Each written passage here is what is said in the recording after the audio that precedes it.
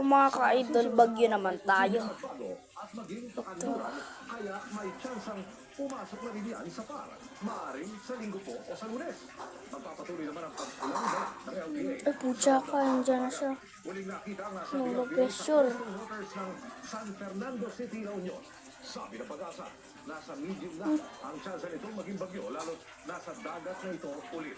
Kikilos ito pakanluran at posibleng tuluyan ang makalabas ng Kanluran? bukas ng gabi o sa Sabado. Ma! Dahil pa rin sa LPA at Habagat, uulanin Lang. pa rin ang ilang bahagi ng bansa. Ah, dyan, dyan. Sa datos ng Metro Weather, bukas ng umaga, may tsansa ng kalat-kalat na ulan sa ilang bahagi ng Luzon, gaya ng Bicol Region, Southern Luzon, Visayas at Northern Mindanao.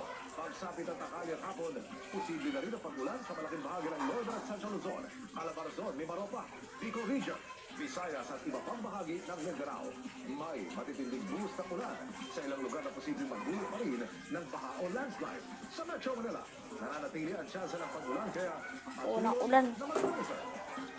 Buti lang hindi ako nakabuto ng ulan na karaan. Okay na.